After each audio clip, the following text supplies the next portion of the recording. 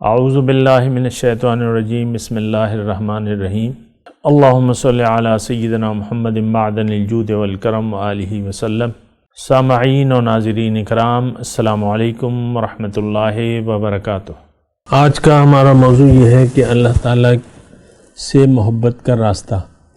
دیکھیں، ظاہر جو ہے وہ اللہ تعالیٰ سے محبت کا راستہ ہے۔ ہم نے عام طور پہ یہ ہوتا ہے، یعنی اللہ تعالیٰ نے ایک طریقہ کار بنا دیا ہے اپنی محبت کو پانے کا۔ وہ یہ ہے کہ یعنی طریقہ یہ ہے کہ آپ نے آغاز کرنا ہے ظاہر سے۔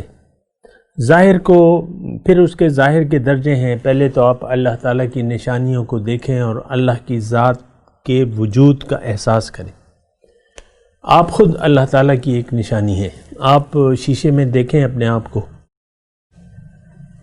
تو اس میں آپ پالیں گی، یعنی آپ سوچیں کہ مجھے کس نے پیدا کیا ہے، میری صورت کس نے بنائی ہے، میرا رنگ کس نے بنایا ہے، میرے اعضاء کس نے بنائے ہیں، یہ سارے۔ تو آپ یعنی اس سے آغاز کریں۔ اللہ تعالیٰ کی جو نشانیاں آپ کے ارد گرد ہیں، آپ کا اپنا مثال کے طور پہ بچہ ہے یا والدین ہیں یا جو کچھ بھی ہے ظاہر، یعنی جو آپ کے ارد گرد جو چیزیں پائی جاتی ہیں اس کی آپ دیکھ لیں، سبزی کو دیکھ لیں، پھل کو دیکھ لیں، یہ ساری چیزیں جو ہیں یہ اللہ تعالیٰ کی تخلیقات ہیں۔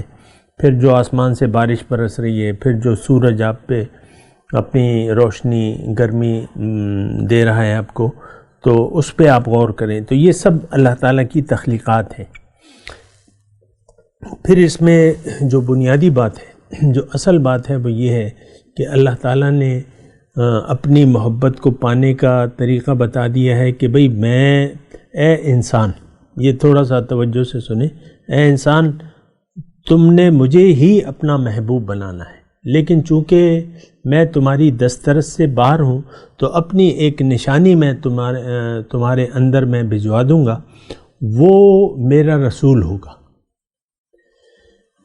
میں اپنا رسول بھجواؤں گا، وہ جو ہے میری طرف سے تمہارے لیے ایک نشانی ہوگا، تو تم اس سے محبت شروع کر دو، میرے رسول سے، میرے پیغمبر سے محبت شروع کر دو، اور اس کی محبت میں شدت اختیار کر لو، رسول سے محبت کرو۔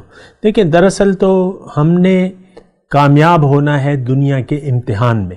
زندگی ایک امتحان ہے اور دنیا میں ایک تھوڑے عرصے کے لیے ہم آئے ہیں، اور جو آیا ہے اسے جانا ہے۔ لہٰذا آپ اگر دنیا کے امتحان میں کامیاب ہونا چاہتے ہیں تو سب سے پہلے تو آپ کو محبت شدید ہونی چاہیے آپ کے دل میں اللہ تعالیٰ کی۔ لیکن اللہ تعالیٰ نے اپنی شدید محبت کا ایک واسطہ اور ذریعہ بنایا،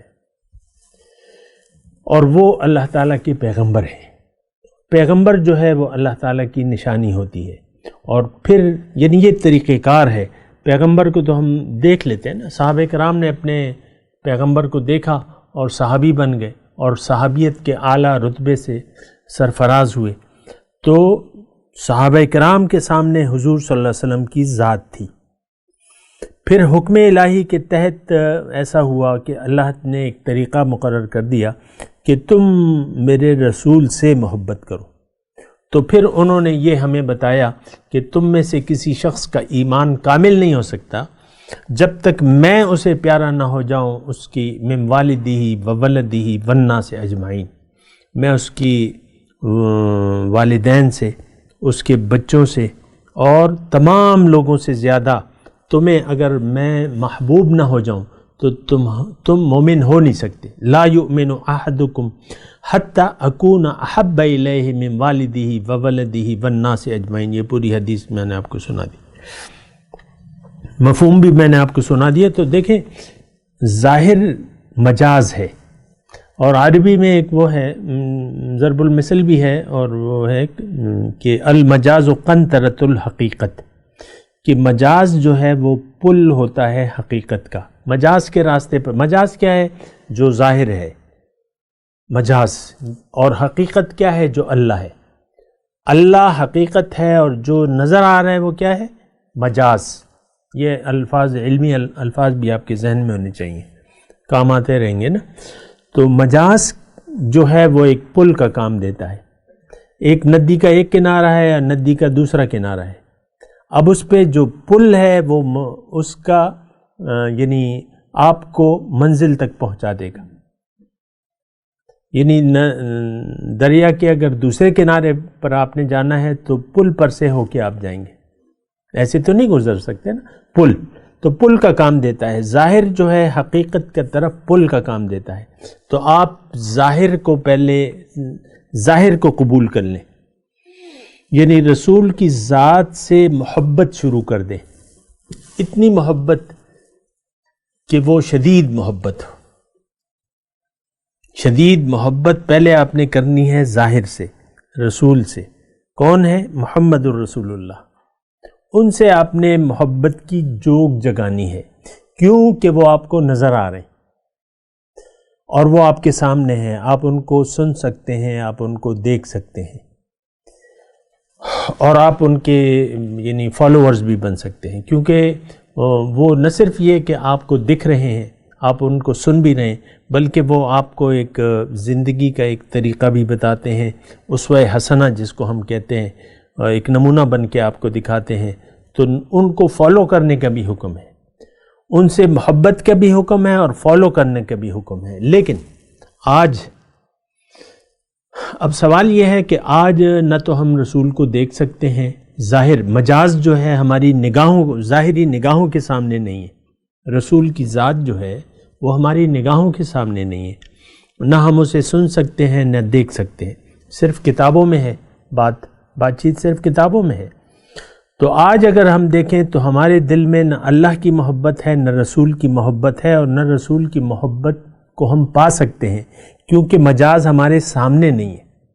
تو اس کا پھر اللہ تعالیٰ نے طریقہ لکھا ہے کہ یعنی بنایا یہ ہے کہ تم اس شخص کو فالو کرو جو رسول کو فالو کر رہا ہے, جو رسول کو فالو کر رہا ہے, اور اس سے محبت کرو, اس سے محبت شروع کر دو جو رسول سے محبت کرتا ہے.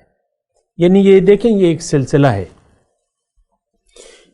رسول کی محبت پانے کے لیے اب نائب رسول کو ہم نے تلاش کرنا ہوگا, وارث نبی, جو وارث نبی ہے. دیکھیں ایک تو ہوتا ہے انسان خلیفۃ اللہ ہے, ظاہر ہے کہ رسول صلی اللہ علیہ وسلم ہیں خلیفۃ اللہ. پھر رسول کے جو نائبین ہیں وہ کون ہیں؟ وہ خود حدیث حضور صلی اللہ علیہ وسلم بیان فرماتے ہیں کہ العلماء ورثۃ الانبیاء, جو عالم ہے وہ میرا وارث ہے. اب دیکھیں میراث جو ہے, حضور صلی اللہ علیہ وسلم فرماتے ہیں کہ میری جو انبیاء کی میراث مال نہیں ہے, درہم و دینار ان کی میراث نہیں ہوتے, لیکن انبیاء کی میراث علم ہے. تو یہ میراث جس کے پاس ہو, یعنی عالم ہو, وہ عالم ربانی ہو یا وارث نبی ہو. اب وارث نبی اس حدیث کی روح سے کون؟ عالم ٹھہرے. العلماء ورثۃ الانبیاء, اور انبیاء جو وراثت میں چھوڑ کے جاتے ہیں وہ پھر کس کو ملتا ہے؟ عالم کو ملتا ہے. جو علم رکھنے والے ہیں ان کو وراثت ملتی ہے. ظاہری وراثت کس کو ملے گی؟ جو ان کے حقدار ہیں. لیکن نبی کی وراثت کے حقدار وہ عالم ہیں جن کے پاس علم ہے.